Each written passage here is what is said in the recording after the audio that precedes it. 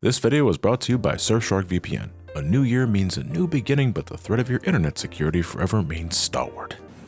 Or something like that. Every day your browsing experience is full of surveillance, web limitation, and data mining without you even noticing, most likely. But thankfully, Surfshark VPN is here to give you an easy one-for-all solution. No matter your product or device, Windows, Android, or Apple, your chaos gear, with the click of a button, Surfshark turns you into an anonymous and hard-to-track user, giving you more freedom on the internet, keeping you away from prying eyes, and preventing companies from doing things like geo-blocking, where video and streaming services limit your library simply because of where you live. Surfshark VPN makes all of that a non-issue, though. You simply start up their service, you choose your location. I always wanted to visit Germany. You refresh the page, and there you go. You now got access to all your favorite shows that you couldn't watch before, like It's Always Sunny.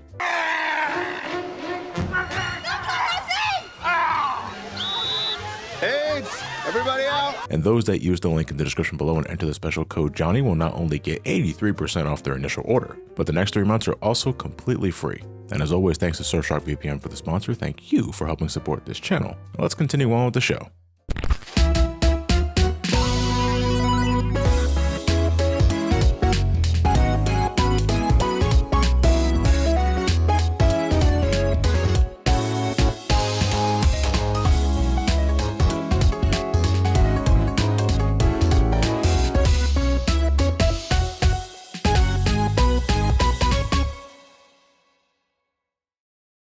So here we are, it's my final review of 2022, and I'm hoping I end things with a bang for this year. With Bayonetta, I think that's a safe bet. It's been a long time coming, but just a couple of months ago, we finally got the third installment of Bayonetta, which have turned into some of my favorite games from Platinum. The first title caught me by complete surprise and instantly made me a fan of not only the character, but the insanely kinetic combat and presentation. A little rough around the edges, especially with the unapologetic QTEs, but one I still heavily recommend to this day.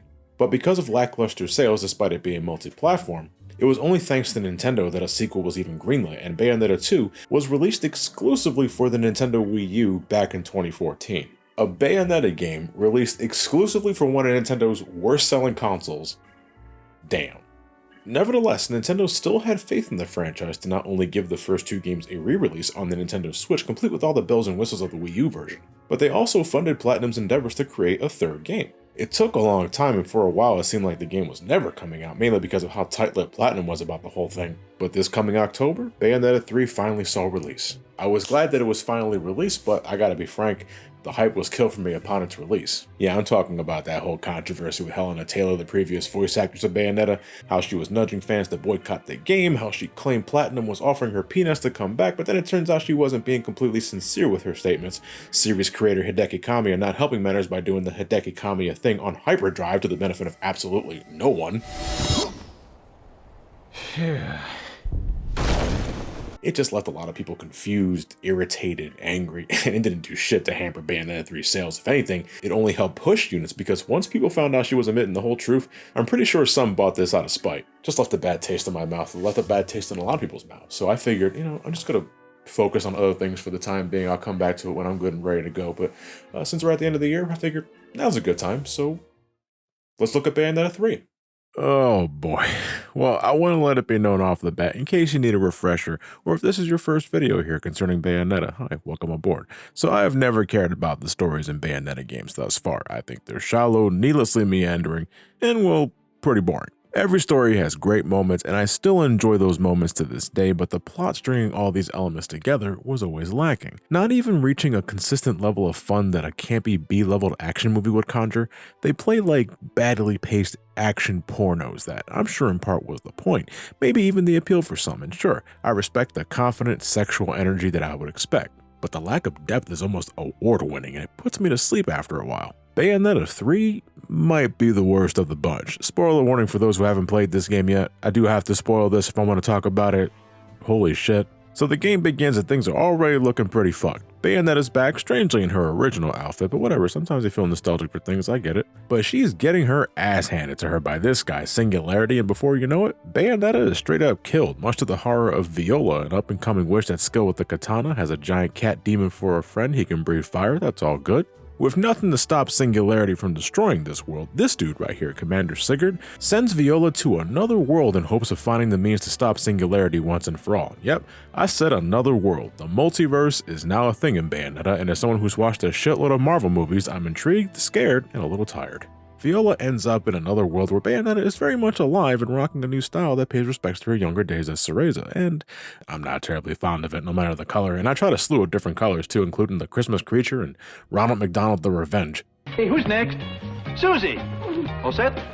Okay, smile and say... Cheeseburger! Very good! Here's a cheeseburger for you. I mean, she can do whatever she wants with her hair, but I'm constantly reminded of the little girl she used to be back in the first game, and seeing her do all the provocative dancing and teasing, don't like that. When I started unlocking different costumes, I ended up sticking with the Japanese one for a good chunk of the game. This was more of my style. Anyway, Viola safely arrives, much to Enzo's chagrin, but Singularity is hot on her trail, quickly destroying the city with a literal flood and an army of his creations, the homunculi. It's like if crash test dummies finally had enough of our shit. Bayonetta does her Bayonetta thing as usual with assistance from Jean and Rodin, but without really making any headway, the team have no choice but to escape to Rodin's bar to assess the situation. After some brief introductions and witnessing Enzo comprehending that he lost his fucking wife and kids in the flood, so poor Enzo, Bayonetta learns that since Singularity plans on destroying the whole multiverse, she needs to travel to Thule, the gateway to all the universes, and collect these Chaos Gears which will lead her to the Alphaverse where Singularity resides. And so Bayonetta, Jean, and Viola make way for Thule. Bayonetta and Viola make way for Thule. Jean is going to be stuck with these lame-ass stealth missions as she tries to locate this universe's Sigurd that Viola claims can help turn the tide of this battle. Spoiler warning, it doesn't. The rest of the story is Bayonetta jumping from one universe to the next, collecting Chaos Gears, running into that world's Bayonetta, watching that Bayonetta die, and doing the whole thing over again. Viola? Who fucking cares? That's what I got from watching this anyway. I honest to God thought she was going to be the main character. She should have been the main character. I'll gladly die on that hill. A deuteragonist at the very least, and while I'm sure some will say, well, John, she is the second protagonist. No. She is a secondary protagonist. No, she is secondary. If you were to check the scales on Viola's prominence in the story compared to Bayonetta, Bayonetta outclasses her by such a large margin that I wonder what is she even doing here? And that is a damn shame because there could have been a great story told with Viola if she was the sole focus. It could have been very Terminator, and I'm surprised they didn't fully commit to that considering there's a Terminator reference with one of the goons in the middle of the game, so it had to have been on someone's mind. A woman sent to another world to save the multiverse from a cataclysmic threat? Sure, that's a little played out, but it can work out. Nope, let's just have Bayonetta do all the work, repeat ad nauseum, and relegate Viola as the comedic punching bag that gets shit on more than Luca, who's also back but can now transform into a wolf because of something to do with all the Lucas of the multiverse converging or some other shit? I don't know, man. Despite the high stakes of universal destruction, the constant world-ending set pieces that we surf through with all manner of infernal creatures, I never felt a sense of urgency in this plot.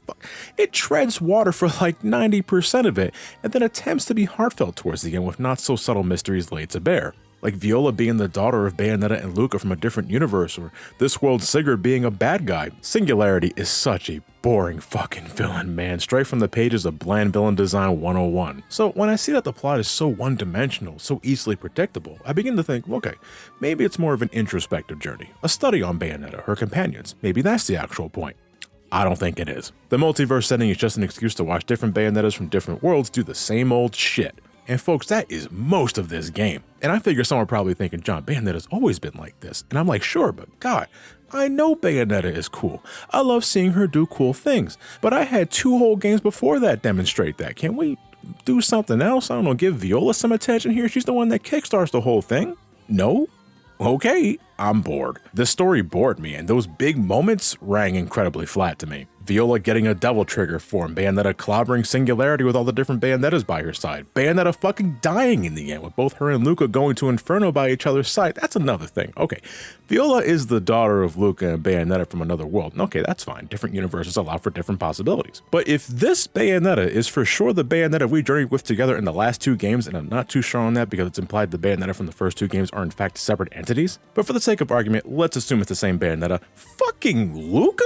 These 2 end up hitting it off? Get the fuck out of here. Nah, I don't care about the lore that much, but I still remember some shit from previously, and I know for a fact their relationship never went beyond playful teasing on both sides. Now they're suddenly lovey-dovey? Nah, I don't buy this for a bit. Bayonetta and Jean were the actual pair. Sure, they tried to kill each other in the first game, but they got over it. Bayonetta literally traveled to hell in the second game to save her best friend, and you're telling me she ends up with Goofy Luis Serra? What the hell? How rude! Oh my god, Jean gets played so dirty in this. She isn't involved in the main quest outside of these forgettable 2D stealth minigames, and for all her efforts, she gets killed in the end in the most anticlimactic way, just in time for Bayonetta and Luca to seal the deal before they die as well. The ultimate point to all of this is that they wanted to start a new generation of Bayonetta games starring Viola, and I understand that, but Viola needed to matter way more in this game to make that more enticing. I want to like Viola more, but she not only barely gets any time in this, but she also rarely has an impact in anything, so this passing of the mantle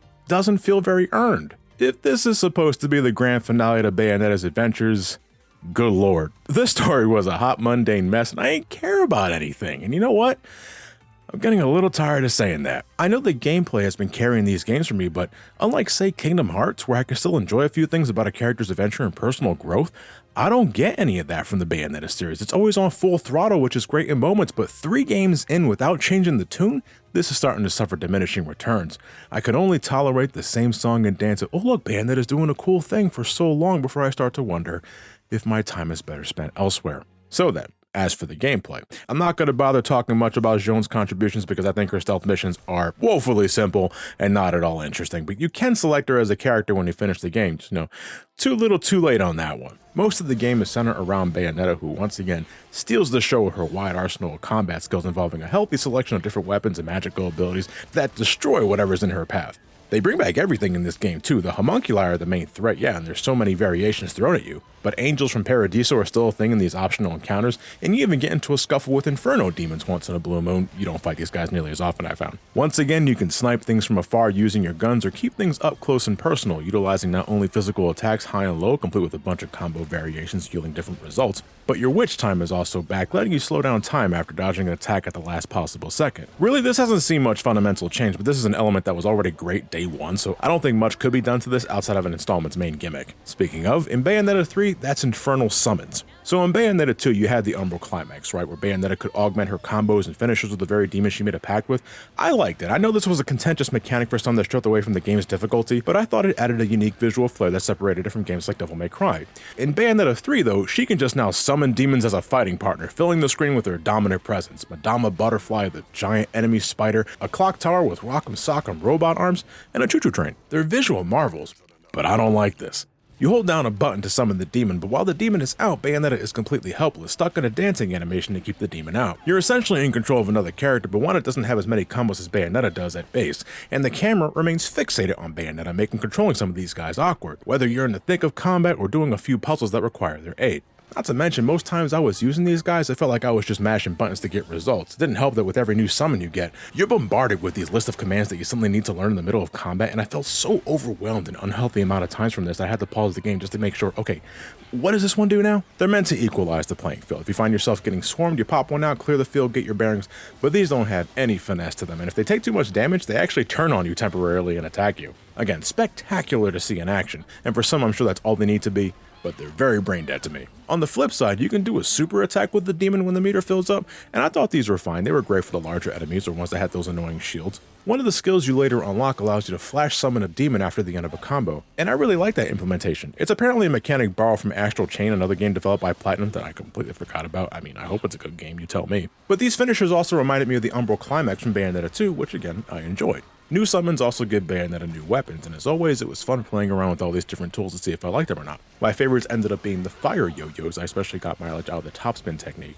And the chainsaw train car, I found it the best of the heavy weapons that had great lingering damage. The different demons also give Bayonetta new forms for exploration when you got some downtime. Collecting currency for Rodon's shop or completing optional challenges for health and magic upgrades, and smacking the shit out of these treasure chests. World exploration once again, I thought was great, the new forms breathing new life into it. I felt like Spider-Man climbing walls and swinging around in the spider form, gliding around large distances, and the bird form was also cool, made collecting some of those optional collectibles easier to manage. There are a few platforming challenges prevalent in every world too, and I love me some platforming. I think these platforms could have been a little larger though. Bayonetta's high-speed finesse made these bits strangely precise, but it did feel good whenever I can use my different forms to cheese some of these. Okay, so Viola. As a witch in training, she isn't as adept in the magical arts. Well, you wouldn't know that from her maneuverability, something I want to highlight now. Viola has great agility on the ground and in the air. She is very fun to move around with. She's got a grappling hook that lets her swing around for a bit, that's cool, and after the whole fairy transformation bit, kind of reminded me of Terra's Esper form from Final Fantasy VI, she gets a very generous glide for exploration. Combat though, she wields a katana, damage is great, it's very fast, no problems there, and her infernal summon is Cheshire, her large cat companion. Unlike Bayonetta's summoning, Cheshire is completely automated, he does what he wants, but one, Cheshire is great for dealing damage and crowd control, and he can still move with Viola while he's out, but because Cheshire is channeled through the katana, Viola can only brawl with her hands and feet until he's done.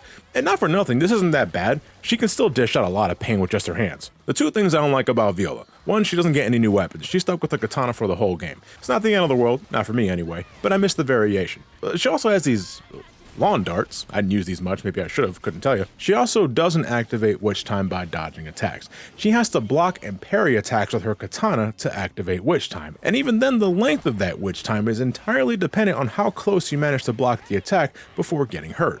So what can end up happening is you blocking an attack, right? Witch Time activates, but then it's over almost as soon as that shit began. Well, what the fuck was even the point of that? Viola's parry also ain't very good. She's no riding from Metal Gear Revengeance. Hell, once I got the traditional parry accessory, this ended up doing a much better job in parrying attacks than Viola's actual parry. If I'm playing a game with multiple characters, I expect every character to have a certain balance that makes them equally fun for different reasons. Viola, as of this game, just feels like a lesser Bayonetta, and I get it, but if I'm not having as much fun, I'm not willing to just let that slide because of narrative integrity. Look, I gotta be real, after I finished this game, I thought to myself, I think this might be my least favorite game in the lineup. Like, I enjoyed myself, I did. The gameplay still delivered, the action never stopped. They give you a lot to do outside of the regular chapters too. You can revisit all of them with all three characters when you finish the game. There's a buttload of costumes and color variations you can buy with currency you can collect. You can unlock these alternate chapters by collecting these cats, birds, and frogs in corresponding stages. I didn't bother after the earlier stages, I kinda just wanted to get a move on,